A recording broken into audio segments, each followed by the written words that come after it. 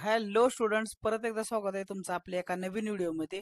ज्या विद्यार्थ्यांना cap round 1 म्हणजेच आपली जी प्रवेश फेरी 1 होती त्याच्यामध्ये ऍडमिशन मिळालेलं नाही त्या विद्यार्थ्यांसाठी खूप इम्पॉर्टंट अशी नोटीस आहे. तर हा व्हिडिओ नक्की शेवटपर्यंत बघा. तर तुमच्यासाठी जी अपडेट आहे ते मी तुम्हाला सांगणार आहे आणि तुम्ही कॅप राऊंड 2 साठी कसं तुम्ही फॉर्म भरू शकता किंवा तुम्ही काही चेंजेस करू शकता, जे काही एडिट करू शकता, त्याच्या बाबतीत हा व्हिडिओ आहे. तर व्हिडिओ नक्की शेवटपर्यंत बघा, तुम्हाला पूर्णपणे माहिती मिळून जाईल आणि तुमचे जे काही डाऊट्स असतील ते पूर्णपणे तुम्हाला समजून जातील आणि तुमचे डाऊट्स क्लिअर होतील हे मी तुम्हाला सांगतो. त्यामुळे आपण चला सुरुवात करूया आपल्या व्हिडिओला. तर खूप इम्पॉर्टंट अशी जी पहिली नोटीस आलेली आहे ती नोटीस पहिल्यांदा वाचून घ्या. तर नोटीस काय आहे बघा, नियमित फेरी 2 करिता नवीन विद्यार्थी भाग 1 ज्यांनी नोंदणी, त्यालाच आपण नोंदणी म्हणतो, भाग 2 ज्याच्यामध्ये आपण कनिष्ठ महाविद्यालयाचे पसंतीक्रम देतो, तसेच प्रवेश प्रक्रियेमध्ये सहभागी असणाऱ्या यापूर्वीच्या ज्या विद्यार्थ्यांना आपल्या अर्जाचा भाग 1 आणि 2 अद्ययावत करायचा असेल, म्हणजेच काय करायचं असेल, एडिट करायचं असेल, तसेच त्यांचे पसंतीक्रमामध्ये बदल करायचा असेल, त्यांनी कॅप प्रवेश, कोटा प्रवेश मधील पसंतीक्रमामध्ये बदल करू शकता. आपला अर्ज लॉक करावा यासाठीच कालावधी दिनांक 10 जुलै 2025 सकाळी 10 वाजल्यापासून ते 13 जुलै 2025 सायंकाळी 6:30 वाजेपर्यंत आहे. तरी सर्व विद्यार्थ्यांनी वेळापत्रकानुसार प्रवेश प्रक्रियेच्या वेबसाईटवरती जाऊन आपली कार्यवाही करायची. बघा, आता वाजले 10:17 म्हणजे आज आहे 10 जुलै. 10 जुलैला ऑलरेडी 10 वाजता आपण आपल्या फॉर्म मध्ये कॅप राऊंड 2 मध्ये प्रवेश फेरी 2 मध्ये प्रवेश घेण्यासाठी आपल्याला जे काही चेंजेस करायचे असतील ते विद्यार्थ्यांनी चेंजेस आता करू शकतात. त्यामुळे तुम्हाला व्हिडिओमध्ये नक्की शेवटपर्यंत बघा. जे काही चेंजेस तुम्ही करू शकतात त्या बाबतीत इम्पॉर्टंट इन्फॉर्मेशन आपण तुम्हाला या व्हिडिओमध्ये देणार आहे. याची सर्व विद्यार्थ्यांनी व्यवस्थित नोंद घ्या. तर काय चालू आहे बघा, तर ऑलरेडी तुम्हाला फॉर्म एडिट करू शकता. एडिट कोण करू शकता सांगा? ऑलरेडी ज्यांनी कॅप राऊंड 1 म्हणजेच प्रवेश फेरी 1 मध्ये प्रवेश घेतला होता पण काही कारणास्तव त्यांना प्रवेश मिळाला नाही. आता कारण तुम्हाला सांगतो काय की त्यांना प्रवेश का मिळाला नाही. आपण पसंतीक्रम देत असताना अशा कॉलेजेसचा पसंतीक्रम दिला ज्यामध्ये कट ऑफ जास्त लागला आणि कट ऑफ जास्त लागल्यामुळे तुमचे मार्क्स कमी पडले आणि तुम्हाला तिथं ऍडमिशन नाही मिळालं. हे झालं पहिलं कारण. दुसरं कारण होतं विद्यार्थ्यांना प्रवेश नाकारण्यात आला कारण विद्यार्थ्यांनी प्रवेश फेरी 1 साठी फॉर्म भरत असताना रजिस्ट्रेशन डिटेल्स म्हणजेच भाग 1 मध्ये काही चुका केल्या होत्या, भाग 2 मध्ये काही चुका केल्या होत्या. भाग 1 मध्ये जसे की तुमची कॅटेगरी ST SC नाही आहे, SCBC नाही, EWS नाही, तरी पण तुम्ही त्यातून फॉर्म टाकला आणि तुमच्याकडे ते सर्टिफिकेट नव्हतं आणि सर्टिफिकेट नसल्या कारणानं ही एक तुमची फॉर्म मध्ये चूक झाली. तुम्हाला महाविद्यालयानं तुम्हाला काय केलं, तुमचा प्रवेश नाकारला आणि तुम्हाला ऍडमिशन मिळालं नाही. आता बरेच जण विद्यार्थी होते ज्यांना ऍडमिशन घ्यायचं होतं सायन्सला, टाकलंय त्यांनी आर्ट्सला, कारण त्यांनी फॉर्म भरताना चुका केल्या होत्या. तर अशा ज्या फॉर्म मध्ये चुका झालेल्या आहेत त्या तुम्ही आता दुरुस्त करण्याची जी काही सुविधा आहे तुम्हाला आपल्या वेबसाईट वरती सगळ्यांना उपलब्ध करून दिलेली आहे. याची सर्व विद्यार्थ्यांनी नोंद घ्या. तर ते तुम्ही आज 10 जुलै सकाळी 10 वाजल्यापासून 13 जुलैला संध्याकाळी 5:30 वाजेपर्यंत, हे 6:30 वाजेपर्यंत तुम्ही हे चेंजेस तुमच्या फॉर्म मध्ये करू शकतात. तुम्हाला पूर्ण इन्फॉर्मेशन मी देणार आहे. तर बघा, आपण काय काय चेंज करू शकतो हे बघण्यासाठी आपण पहिल्यांदा लॉग इन करूया. लॉग इन करण्यासाठी लॉग इन वरती क्लिक करा. लॉग इन वरती क्लिक केल्यानंतर तो लॉग इन आयडी टाका. तुमचा पासवर्ड आहे तो टाकून घ्या. आता नंतर तुमचं जे कॅप्चा आहे ते तुम्हाला यस टाकून घ्यायचं आहे आणि त्याच्यानंतर तुम्हाला लॉग इन करायचं आहे. आता लॉग इन गेला तुम्हाला डॅशबोर्ड आहे तो कसा दिसतोय बघा. तुम्हाला हा डॅशबोर्ड असा दिसणार आहे आणि या डॅशबोर्ड मध्ये तुम्हाला काय तुम्ही चेंजेस करू शकता हे मी तुम्हाला सांगतो. तर सगळ्यात महत्वाची गोष्ट, हा कोण चेंज करू शकतात? मगाशी बोलल्याप्रमाणे ज्या विद्यार्थ्यांना प्रवेश फेरी 1 मध्ये भाग घेतला त्यांना ऍडमिशन मिळालं नाही. त्याची कारण बरीच आहेत, ते पण मी तुम्हाला सांगितलं. आणि काही विद्यार्थ्यांनी 1-2 प्रिफरन्स दिले होते पण त्या कॉलेजमध्ये मेरिट हाय लागल्यामुळे काय केलं होतं की त्यांना त्या कॉलेजमध्ये प्रवेश मिळाला नाही. त्यामुळे तुम्ही मोस्टली काय करा, 10 कॉलेजेस असे निवडा. तुम्ही फॉर्म भरत असताना भरायच्या आधीच बघा, इथं कॅप ऑप्शन पार्ट 2 आहे. पार्ट 2 इथं तुम्हाला चूज ज्युनियर कॉलेज हा ऑप्शन दिलेला आहे. ते तुम्ही आता एडिट करू शकताय. ज्यांना प्रवेश फेरी 1 मध्ये भाग मिळालेला नाही, प्रवेश फेरी 1 मध्ये अलॉटमेंट झालेलं नाही, कॉलेज मिळालेलं नाही, ते विद्यार्थी पण हे फॉर्म एडिट करू शकतायत. आणि ज्यांनी 2 तारीख ते 7 तारीख ह्यांच्यामध्ये कॅप 2 मध्ये म्हणजे कॅप राऊंड प्रवेश फेरी 2 मध्ये भाग घेण्यासाठी ऑलरेडी 2 तारखे ते 7 तारखेच्या जुलैच्या मध्ये त्यांनी रजिस्ट्रेशन करून पार्ट 1 भरून मोकळे झालेले आहेत.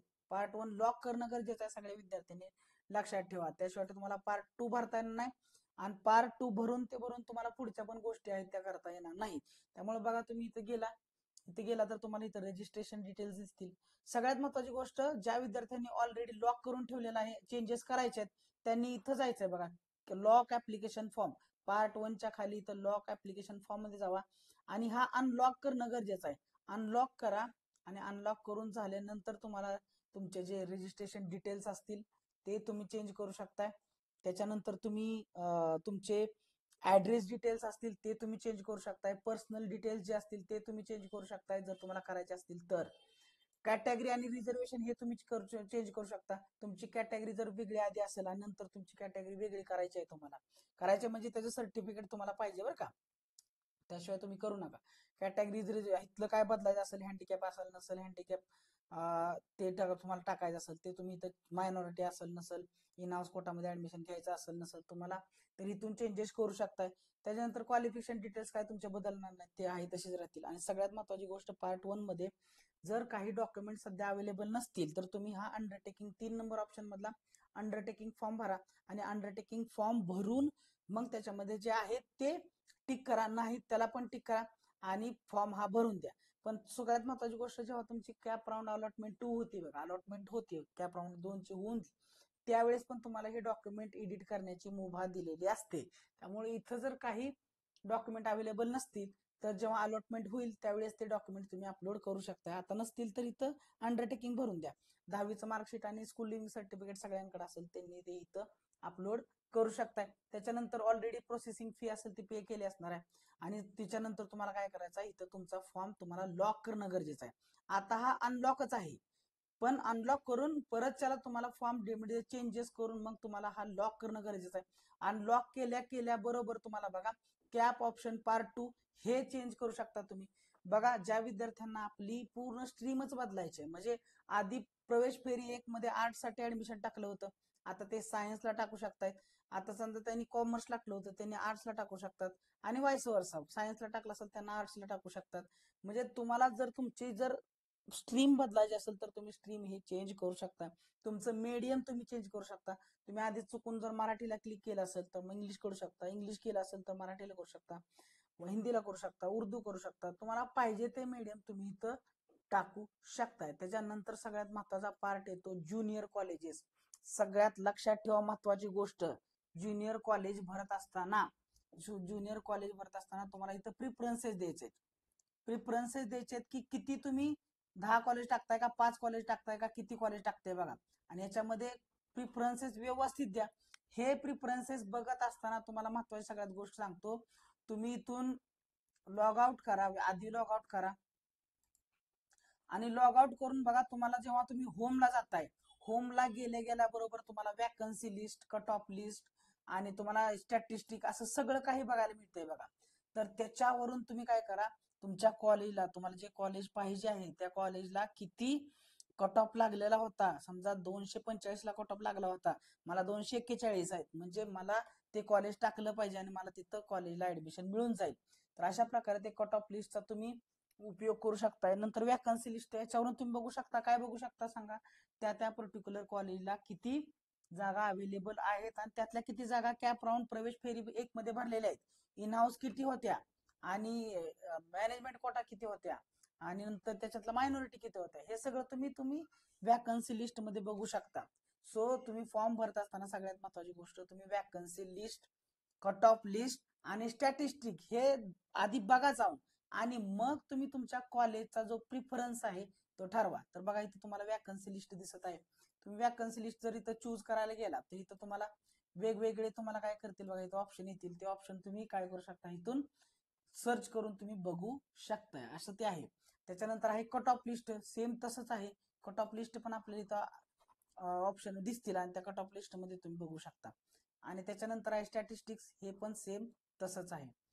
आता काहीतरी वेबसाईटला एरर दिसत आहे सध्या, तो इग्नोर करा. सध्या महत्वाची इन्फॉर्मेशन सांगतोय ना, ते कधी नाही कधी तर आज नाही उद्या तर तुमची ही वेबसाईट चालायला लागणार आहे. आता सध्या वेबसाईट डाऊन आहे असं वाटायला मला.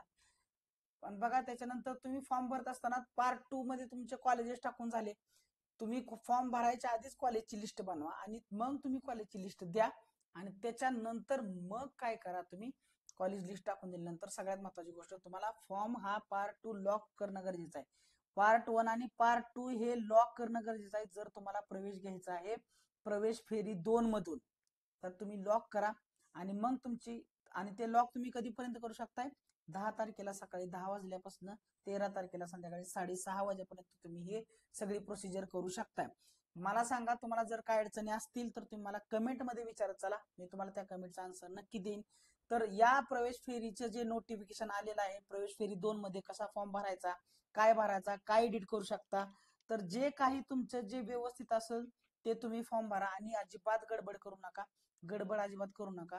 व्यवस्थित लिस्ट बनवा कॉलेजची आणि मग ती कॉलेजची लिस्ट आहे ना ती ऍड करा तुमच्या फॉर्म पार्ट 2 मध्ये, कॅप पार्ट 2 मध्ये. तर कॅप पार्ट 1 मध्ये जे काय चेंजेस करायचे असतील ते करा. तुम्ही स्ट्रीम चेंज करायचे तुम्हाला कॅप पार्ट 2 मधून चेंज करा आणि तुम्हाला पूर्ण कॉलेजची लिस्ट बदलायची तर कॉलेजची लिस्ट बदलून टाका. आणि जर तुम्हाला बदलायचीच नसेल, आता काय काय विद्यार्थ्यांनी प्रवेश फेरी 1 मध्ये पार्ट घेतला होता त्यांना पार्ट 1 मध्ये पण चेंज करायचे नाही, पार्ट 2 पण मध्ये पण काही चेंज करायचं नाही. पण मोस्टली पार्ट 2 मध्ये चेंज करा कारण जे पुराणी लिस्ट होती ना ती आहे अशीच तुम्ही लॉक केला आहे अशीच लिस्ट तुम्हाला कॅरी फॉरवर्ड दिसणार. त्यामुळे ती लिस्ट ज्या कॉलेजला नाव लागलेलं नाही त्या कॉलेजचे नाव काढून टाका आणि ज्या कॉलेजचे नाव तुम्हाला ऍडमिशन घ्यायचंय त्या कॉलेजचे नाव नव्याने ऍड करा.